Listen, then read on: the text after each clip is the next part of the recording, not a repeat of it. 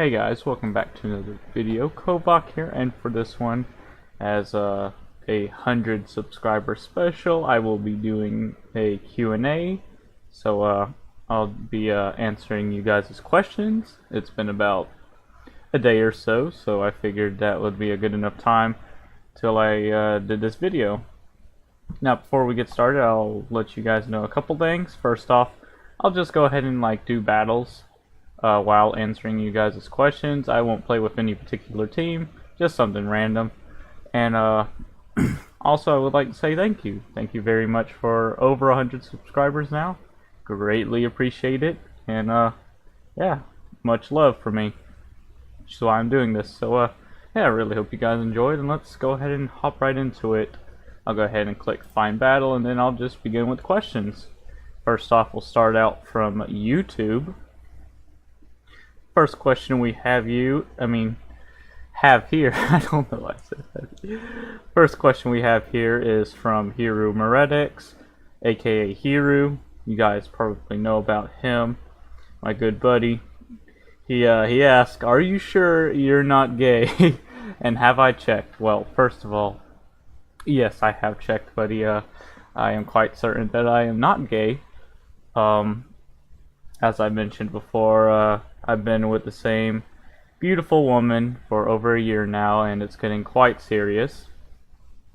And yeah, I've always been interested in females. I've never ever really thought about being gay. Not that it's a bad thing, it's just I just don't swing that way. But yeah, I don't know why he asked that, but hey, I guess it's a question or whatever. So yeah, hopefully this will finally let you know that I'm not gay, buddy. I mean, I know I am on an alliance tune, but I assure you, I am straight as a stick. Alright, next up we have Michael Leo, and he actually has two questions. So first he says, "Do you think that the magic racial needs a buff?" Yes, I do, actually. Best way to do this, I think, would be to make it, instead of 35%, make it either 30 or 25. I think 25 might be a bit too OP, and the reason I say that is because if you take the percentages from 1 to 100, if it's 25, the ratio will proc 4 times, which could be a little insane. But if you bring it down to 30, it'll only proc 3 times. So yeah, I do believe it needs a buff. 35% is just not very good. It only proc 2 times, because 35, that makes 70, and then there's only 30% left over. So yeah, I do think it needs a buff, personally. Oh, well, this battle, let me go ahead and throw down Minefield real quick. And then his next question is, do you think it would be a good idea to have an item that would allow a player to manually change the breed of a pet, even to the breed that is non-existent? And then he gives an example, like an SS breed Unborn Valkyr. And he says, maybe as a quest achievement reward, maybe potentially great pets have terrible breeds that limit their potential. And then he also gives an example, Armo bot. Now, this was a pretty interesting question right here, I'd have to say. And I guess I'm going to have to give you both a yes and a no. I'd say yes, because it'd be kind of an interesting feature to see. It could be good for helping out pets that have pretty crappy breeds, like, for example, Willy. Willy, as you guys probably know, he's a balanced breed. Willy is a pretty good pet, I'd have to say, but if we were able to, like Michael Leo says, change his breed to maybe SS, he could probably be tier 1. Now, the reason I say no as well is because this could actually become an overpowered kind of method. And I say that because you can easily change a pet that is already good, but if you change its breed, it'll probably become just overpowered. A good example of this might be, let me see. Huh. Can't think of one right off the bat. I don't know, I guess maybe Squirky, because Squirky's pretty good, only if he's faster, but if you were to change his breed, he might become overpowered. You know, because of that bubble and that frickin' stun. So yeah, Leo, I would say a yes and a no for that. Very interesting question, by the way. Let me go ahead and choose another team. Well, I'll just play this one. I don't really care. Alright, next up we have, and this is also 2 questions from this person. We have Khalid Swadi, and this person asks, is pet battling the only thing you do / enjoy in WoW? No, it isn't. It is the main thing I enjoy, I would say, but I do also do, like dungeons and stuff. I tend to do PvP from now and again. BFA, to be truthful, is kind of boring, even though I did miss out quite a bit of it after my unfortunate departure back in Legion. But it is quite boring. It is definitely not as fun as back in Legion, as leveling and PvP were frickin' awesome. Even though I still enjoyed pet battles back then. But no, I also, besides pet battling, I also enjoy doing a bit of PvE as well as PvP stuff out in the world. Next question that he has is, what is your opinion in Classic, and do I look forward to it, or am I not interested?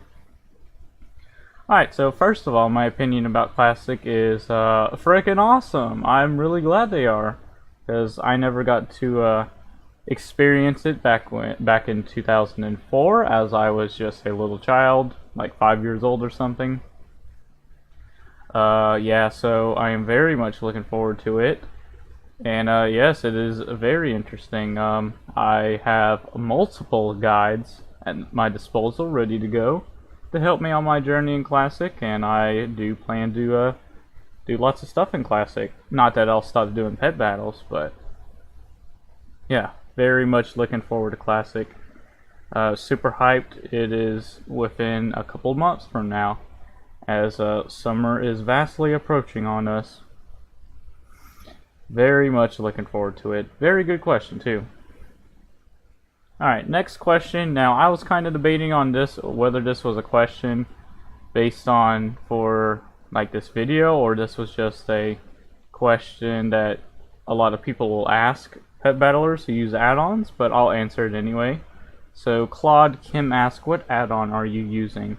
Now, he wasn't very specific at what add-on he was referring to, but I can give you the top add-ons that I definitely recommend for either a new pet battler or a veteran who may not be into add-ons but are interested in it. So first off, right here we have frickin' Rematch. I couldn't think of the word of it. Rematch. So what Rematch does, essentially, so first off, it'll probably look like this whenever you first get Rematch. This is the boring, retarded looking, not very good frickin' original journal that you'll have, which is just not optimal.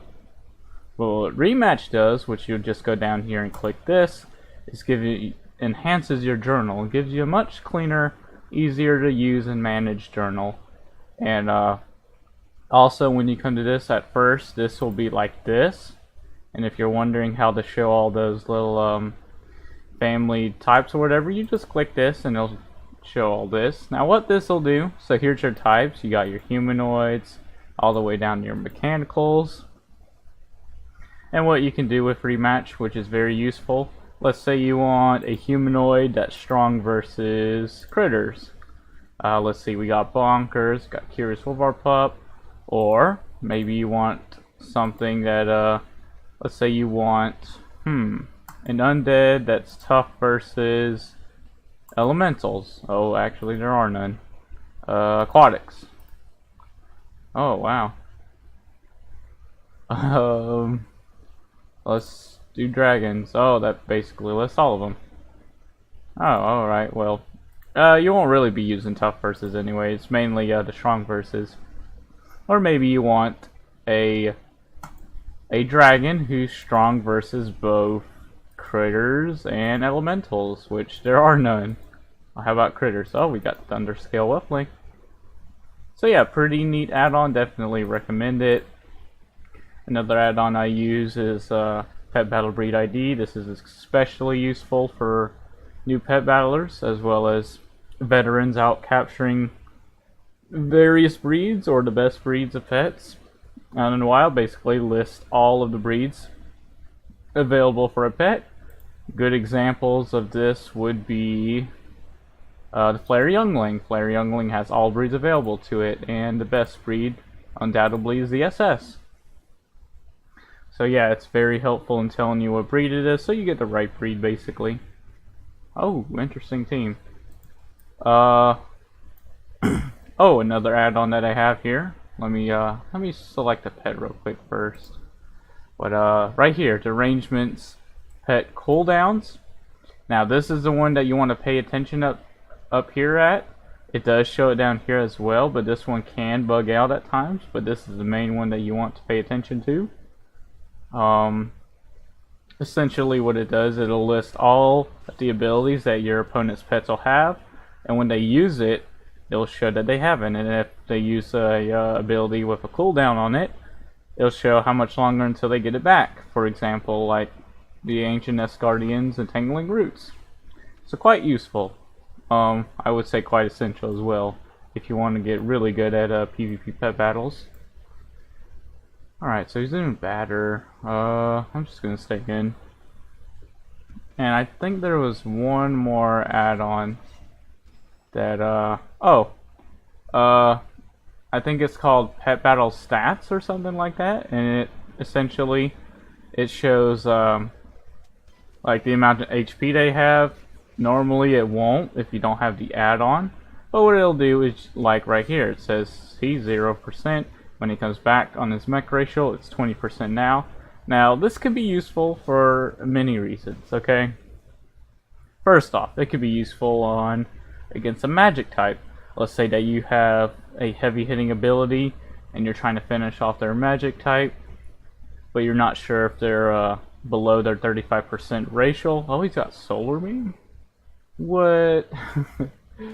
And let's say that they're not below the 35%.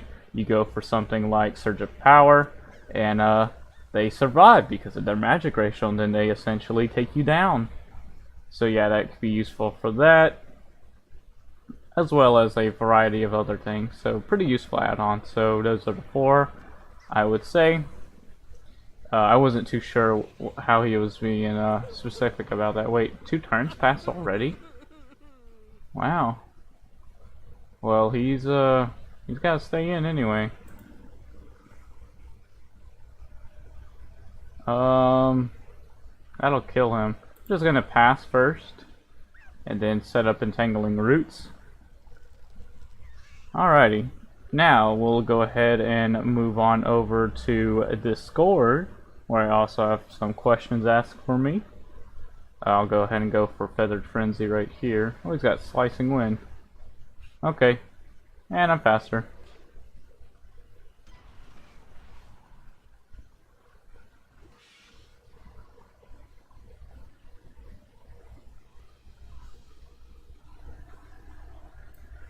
Alrighty, I got Discord open now, and I'll let me go ahead and select another team real quick before I start with this. Okay, so first question we have is from Shank, my good buddy Shank.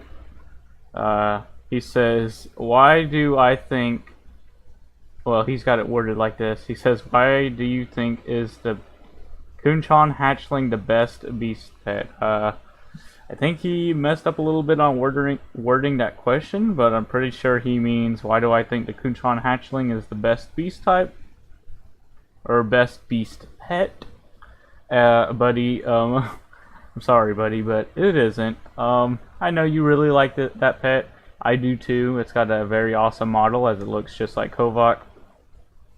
It can hit pretty damn hard, I'd have to say, but It's definitely not the best beast type, my friend. Best beast type in the game might be either Vengeful Porcupet or probably Bloodstone Tunneler. I really love that pet. It's really damn good. Or yeah, Alpine Foxling is definitely up there too. But I'm sorry, friend. I know you love that pet, but it's not the best. It's not the best beast, I'd have to say. But still appreciate your question, though, buddy.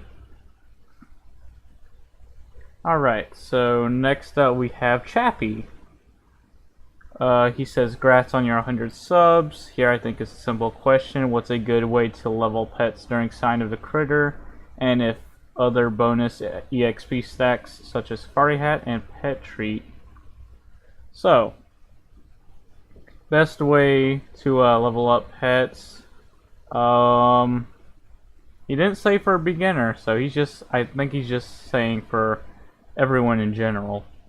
So, during Critter Week, as long as you have the Safari Hat, or even with, well, Pet Treats really aren't necessary during Critter Week, as you already get 200% from the little bonus, but with the Safari Hat alone, if you fight any of the two tamers, like for example, any of them from Draenor or Mr. Pandaria, 2 of them will get a pet from 1 to 25 as long as you have the Safari Hat.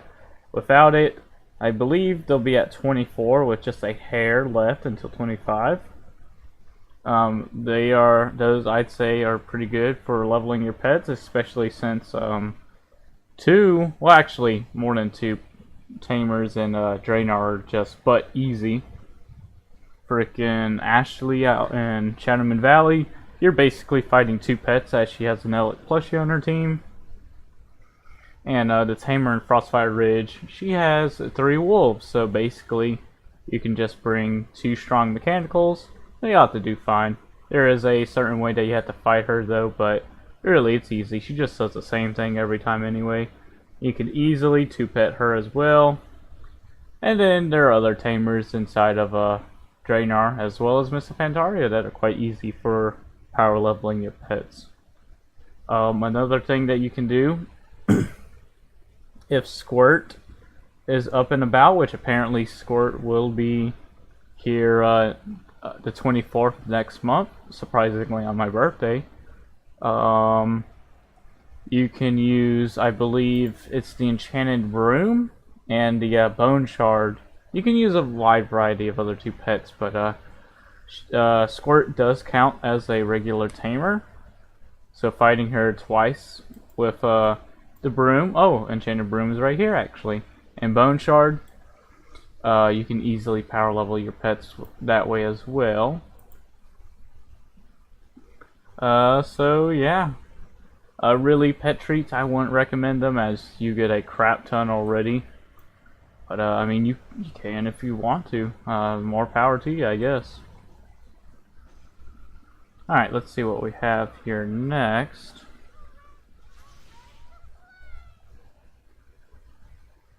Hold on. Oh, crap, I gotta think about this. Oh, he's already got that damage boost right there anyway. Uh-oh. Uh-oh, Raggy. I shouldn't have done that. Oh damn. It's gonna be doing big damage to me. I just had to kill him as fast as I can. Ugh, no, don't kill my team.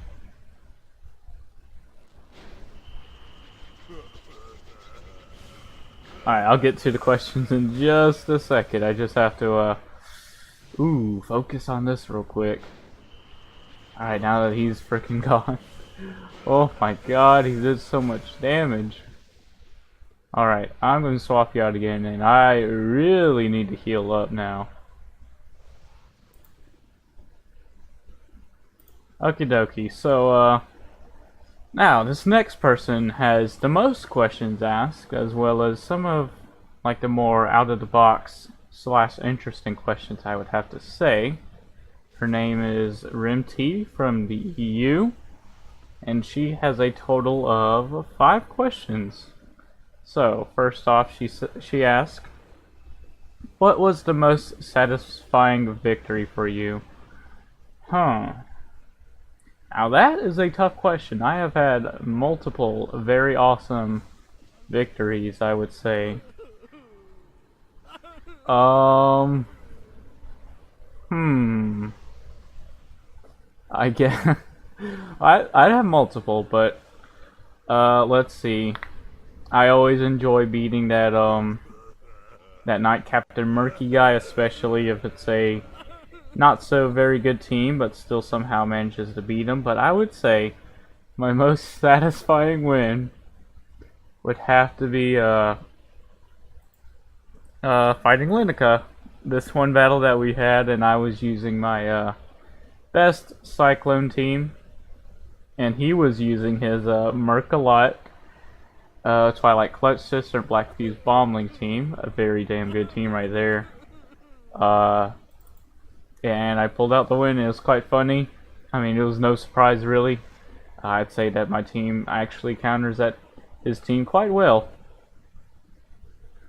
But I have had other satisfying wins, but I guess that might be the most satisfying, I suppose. But yeah, it's quite fun. Oh no, I lost! Oh crap, that was close too. Oh, you damn Horde fanatic. Oh, that freaking AoE dude in the beginning. But yeah, I guess I would say that was my most satisfying win, as it was quite funny that I actually won. Rune T's next question is, was there, and what it was, a defeat so funny, or fun, you cheered for the winner afterwards? And actually, yes, there is. If you guys remember back in my, I think it was my Smoochums spotlight, when I was playing around with Smoochums, I recall that there was a player using not very common pets, and I was using a pretty strong team actually. I think it was this team. Yeah. So yeah, you can just look at this team and know that it's pretty damn good, despite Smoochers not being that good. And basically what I did, I just stayed on my Fiendish ship until he died. I didn't swap him out or anything. I was just giving him a chance, trying to let him not feel like he was getting beat up on, basically. He actually ended up pulling out the win, barely though. It came down to Smoochums and I think his Giraffe Calf. And he ended up getting a stun, which sealed the win for him. I was very happy for him. To this day, I'm not upset about it. I'm not embarrassed about it, because at the end of the day, at least he'll feel like he wasn't getting beat up on. So yeah, very good question right there. It wasn't actually that hard for me to think of an answer, because I still remember that day actually. And if you guys want to go see that battle, actually, just go watch my Smoochum Spotlight. Next question. Let me get a team first before I move on to the next one. I guess we'll just do this one. Why not? I don't play with darkness a whole lot. Next one we have here from Rim T. Which pets do you find underrated and overrated? Describe one of each.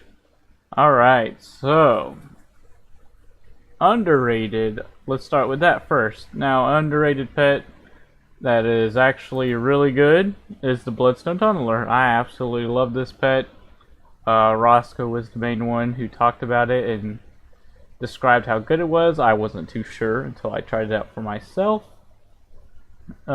Surprisingly, very easy to pet to get, as you could get it to drop either from Island Expeditions, but nowadays usually only a couple hundred gold on the AH, and you can get one for yourself. It's an SS breed, so you should be going faster 9 times out of 10. But what's really damn good about it, is I can't get the words out. It can be quite the damage house with its beast racial, as well as acidic goo, buffing up your damage even more for pretty hard hitting swallow you holes and going for some paralyzing venom. This pet absolutely dominates frickin' Elemental pets, no surprise there. I actually 1v3'd a team with this pet, and I didn't have to use any of my other pets, and he even lived with a sliver of health. Do you guys want to know what team that was? It was a Blighthawk, Jade Mist Dancer, Cyclone team with Blight Breath. So really good team. Bloodstone Tunneler completely shut that guy down. He did not kill my Bloodstone Tunneler. He barely got to use the Cyclone with Rain Dance up, as I was paralyzing Venom on him, and Swallow You Whole plus Citigu just tore his team apart. So yeah, I'd say this pet is pretty underrated, but really damn good. Pet that I would say is overrated. Might have to think about this one right here.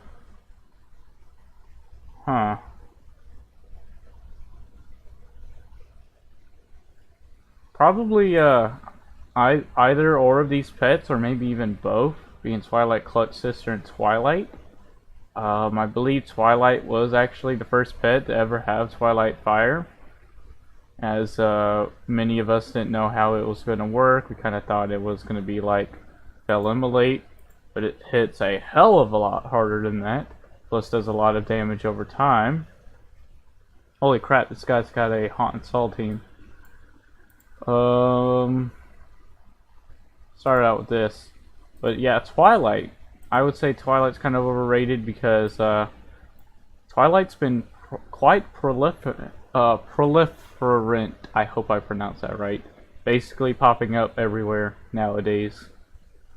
Wasn't as popular as back in Legion, but for some reason in BFA, Twilight's all over the place, and for good reason. It's a damn good pet, as you basically treat it like a Bone Serpent. Interweave your abilities, go for Twilight Fire, Call Darkness, Twilight Fire, Surge of Light, another Twilight Fire. Then you may have Surge of Light, you may not, but you only have to wait like one turn so you can do something. Really damn good pet. Same with the Twilight Clutch Sister. You treat it kind of like a Bone Serpent, Twilight Fire. Either or of these, depending on your situation. Most of the time I try to go for Twilight Meteorite, Twilight Fire again, Phase Shift, Twilight Fire, and then probably swap out. Okay, so he's trying to fight me right now. Oh, so yeah, I would say those two pets are kind of overrated. They are really damn strong, I would have to say, as you guys are about to see right here. He might swap out right here. Oh no, he's staying in. Well, since I have Darkness up anyway, I'm just going to go straight for Surge of Light. I don't even care. Hopefully he doesn't miss. There we go. That is what I'm talking about. And with your Beast Racial, you just do an insane extra amount of damage. Like, watch right here. If this lands, boom, look at that damage. Absolutely insane. He might go for a stun right here, so I'm going to go switch into my Phosphor Rat. He totally did. I'm going to go ahead and throw up Call Darkness, because then that will get his Haunting Song seal whenever he decides to go for that. I'm going to go ahead and go for Flurry, just in case he doesn't feign death right here. Oh, I'll get back to the questions in just a second. It's just that this guy, he's got a really good team. Haunt and Stall. Don't see it a whole lot nowadays, but it is still a pretty good and viable team. Alright, that brought him out into the Wicked Soul. I'm gonna go into my Nocturnal Strike. Alright, so Rimty's next question here is, if you could design a new ability with unique mechanic, what would it be? The mechanic may be subtile, or subtle, I hope I pronounced that right. I think I'll go for a Shadow Talon right here. Ability could be subtle and within existing possibilities, or add a second one that is crazy. Up to me. So, I actually do have a bit of an idea for an ability. It'll kind of work like an existing one that we already have. Oh, you missed right there. Ha ha ha ha. You missed. Get out of here. Freaking hot install. So, there is an ability idea that I do have. We have a similar ability to it in the form of Eat the Fly. Let me go ahead and pull that up. That only 2 pets have so far: Swamp Toad, which is not a very good pet, and then Triticurus, which I would say is a tier 1 pet. Now, essentially what Eat the Fly does is it is a very small heal at first, but increased by 300% if you're below 33% health. And this percentage is kind of based on the health that you're at when you use it. If you're at like 30%, it'll heal for a decent amount, but not as much as if you were lower. Let's say that you heal while you're at like 10% health, which is another reason why that little pet battle stat add-on could be useful to help you see what percentage health you're at. Well, let's say you're at like 10% health. I've seen Eat the Fly go for over 600 health for a 3-round cooldown. That is quite insane. Plus, you're an SS breed, so you could try and calculate when you should use that ability or not, as you should be going faster 9 times out of 10 being an SS breed, which is part of the reason why Triticurus I would say is tier 1. But yeah, the ability, I'm not too sure what I would name it, but basically what it has to do with, which this is a new pet that I would love to see. I would absolutely love to see a camel pet be added into the game. And essentially, one of the abilities I would like to see on this pet is a hump, like has to do with its hump, you know. If for you, my God, I can't get the words out. If you guys don't already know, in dire situations, in the wild, camels will use their humps for like fat reserves or for food or water or whatever. So my idea would be like eat the hump or something like that that has to do with it.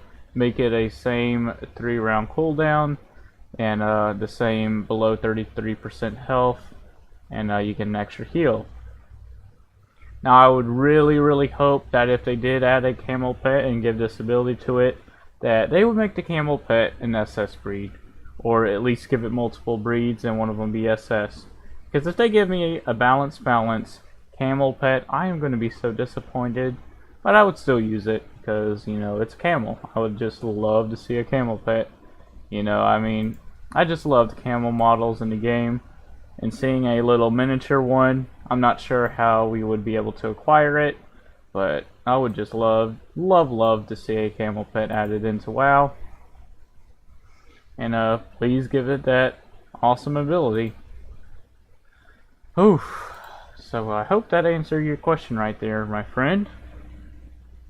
Now, the last question that Rimty has is, what is your method of measuring the players' and team's performance? So both the pet battler as well as their team.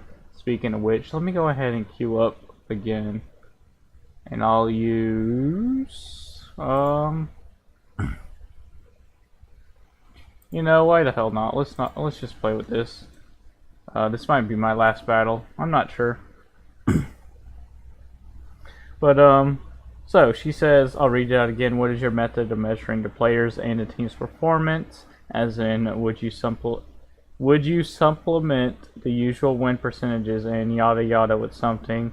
And how often do you try and do it the hard way of pure observation? So I think what she basically means by this is, how do I go about of like basically judging how good or how not as good a player may be based on their choice of taking their turn, like maybe if they make a smart swap or go for a smart like an ability that's appropriate for the time, good stuff like that. And like the player themselves, whether they're like a veteran like myself, or perhaps a newer pet battler. Now, most of the time, you'll realize they're a newer pet battler if they like have pets that you don't see very often, like for example, snails, or what's another one? Let me go ahead and I guess Poro. Poro will be another one. You don't see it very often. Abyssius, I guess, as another example. I guess this. Yeah, so I base it off of that. This player, I can just give you an example right here, is definitely not a new pet. Oh my god, and I just realized this guy runs Magma Wave. I forgot. Despite how often I go against him. Oh my god, I'm so stupid. Oh my god, I feel so dumb. Now, wouldn't it be embarrassing if I lost with one of my best teams? Man, I keep forgetting that he has Magma Wave. But at least with this up, that'll last for like one less round anyway. Alright. So, back to my example. This player is actually pretty damn good, as this player has gone against me quite a bit. Not only that, but this player actually has some pretty good pets. Let's see, Infernal Pyroclaw, pretty good pet. Tenderpup, not the best trap user in the world, but still pretty good just because of the trap itself. Aw, damn it, you could have killed that if you tried. Oh, crap. I think I'll just pass right here. How much did that do? 222. Alright, well I can go for an acid rain then. Back to Renti's question. Yeah, I kind of base it off on how they play. Oh, he ran off. Well, he knew he was going to lose anyway. Based on like how they make their ability choices and stuff like that. For another example would be that Knight Captain Murky guy. He's obviously somewhat experienced. He's definitely not as good as me. He continues to throw down Shield Storm, even though, for example, I'll have like Cyclone up. Because if you're gonna run a scumbag team like that, you have to have some common sense as to using your abilities like that. But yeah, it's just quite funny how some people play these really strong, somewhat overpowered teams and they just play like that. And then there are people who know what they're doing and actually gives you a good match. So yeah, I hope I answered your question right there. So yeah, I think that might be all of the questions that were asked to me. I'll go ahead and double check real quick. I think it was, yeah. So yeah, I hope I answered all of your questions to my fullest capabilities.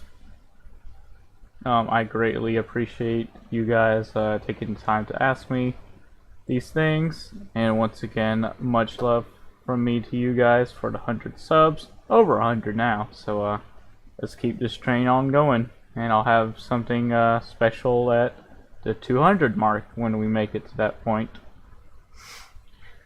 Whew, man, those questions had I had to use my brain a bit. I had to brainstorm, you know. Some questions I could just think of right off the bat, and some I just really had to put my mind to it, you know. But I greatly appreciate it. I may or may not do more Q&As like this in the future. We'll just have to see. I would say it was quite fun, but yeah, greatly appreciate you guys. So yeah, that will wrap it up for this one. Really hope you guys enjoyed. This is Kovok, and I'll see you guys in the next one. Peace out.